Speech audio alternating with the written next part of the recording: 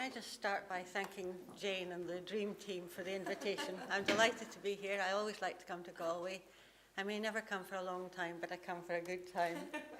I'd also like to congratulate you very much on the development of this conference and bringing it to its third year. You've been well ahead of the field in this, and your head of department talked about the money you take in.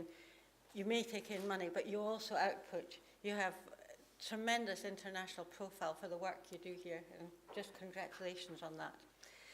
Jane asked me particularly to talk a little bit more about theory, and that's what I'm going to do. To illustrate a bit of behaviour science theory, I'm well aware that we have an interdisciplinary audience, and that's one of the great things about what you do here. But I'm going to start off by talking about why behaviours are important in health. Now, this may be absolutely redundant and unnecessary to this kind of audience. Behaviours are important as part of general living, the smoking, alcohol, diet, activity domain. They're important for patients, things like adherence, following advice, self-management. But they're also important for the professionals, the way they make referrals, the way they prescribe, the way they keep their hands clean. There's a whole lot of behaviour that will influence our health outcomes that we need to keep our eye on. This is recognised by good evidence, and this is the Academy of Medical Sciences, identifying physical inactivity, lifestyle, smoking, alcohol, drug misuse. Lots of behaviours are actually influencing the outcomes of health and the healthcare that needs to be provided today. So, why is theory important? And I'm going to start off with an anecdote. Earlier this year, I was at a really key international conference, and this man, I'm not going to name because I think his research is good, but I'm going to criticise it, so you don't need to know his name. He described a great study, a Fitbit study of a large number of women sampled intensively over many days, and he examined their health motivations, but that didn't predict their physical activity, and he looked sad.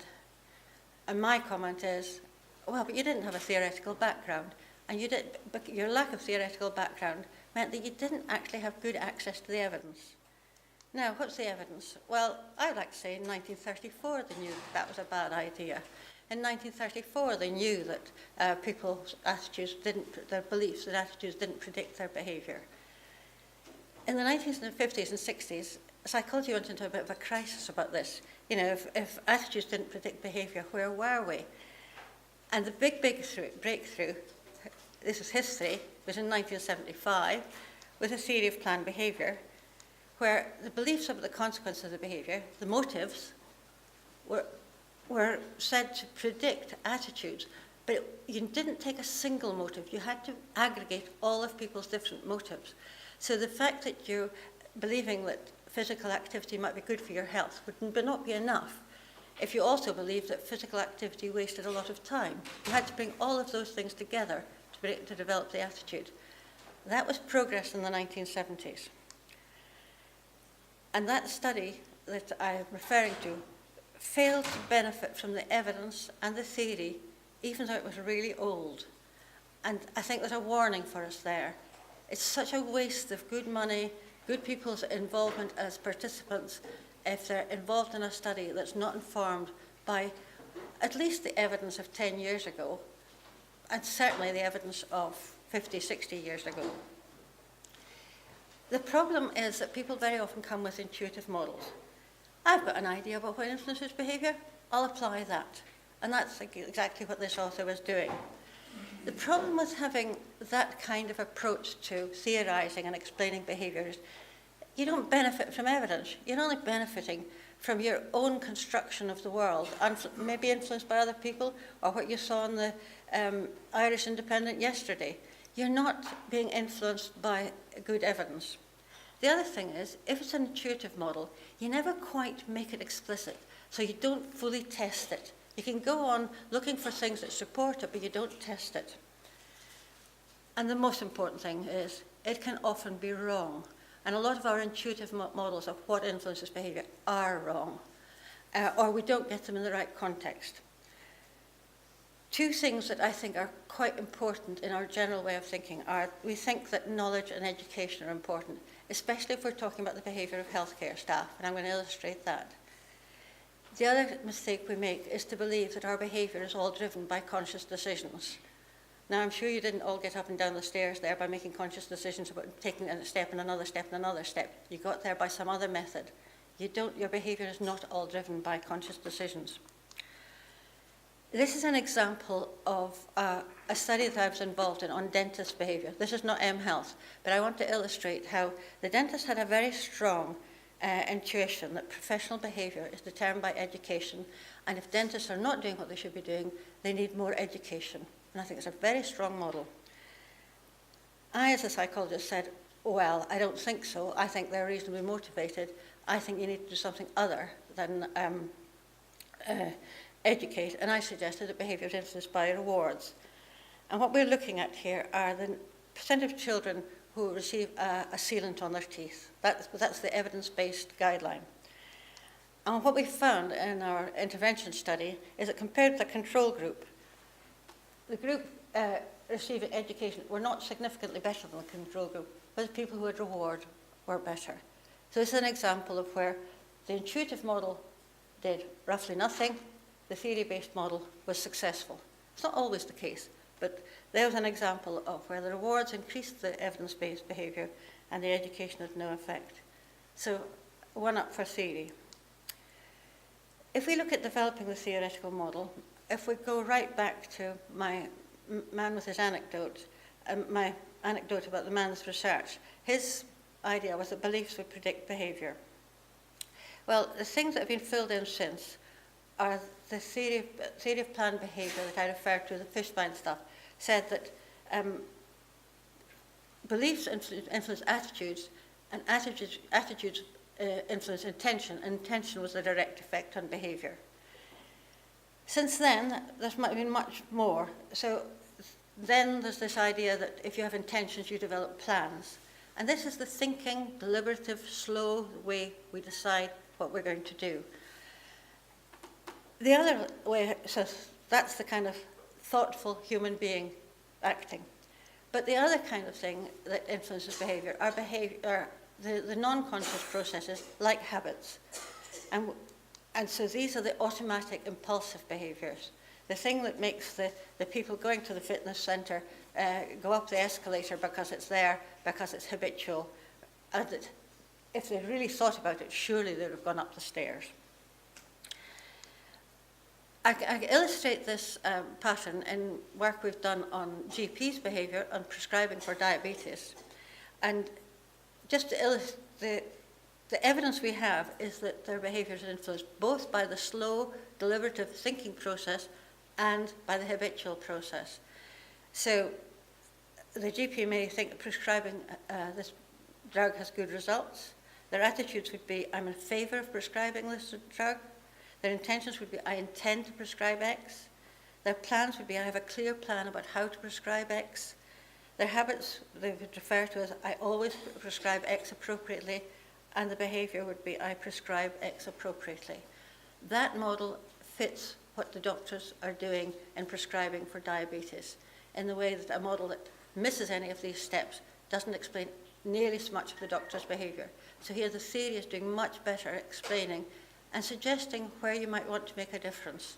It's very unlikely that changing beliefs on the alone is going to have an effect, because beliefs have got to bump down all of these steps to get to behaviour, and even so, habits may intervene, and your habits will come through far faster than your thinking. Having described that kind of outline model, we've proposed that there are 3 routes to behaviour change, what we've referred to as the map to behaviour change. So the map consists of, in the first instance, motivation, that's the M, that influences beliefs. If you influence beliefs, attitudes, or intentions, you're enabling the person to become more motivated. The next is the action plans. At that point, the person is motivated, and you're thinking, what can we do to enable the person to think their way into acting in accord with their intentions. And the P is the prompts and cues, the things that stimulate your habits, the stairs that make you walk or the escalator that makes you ride. And we've described that as the map to behaviour change. We found that quite a useful mnemonic for thinking about how you change behaviour.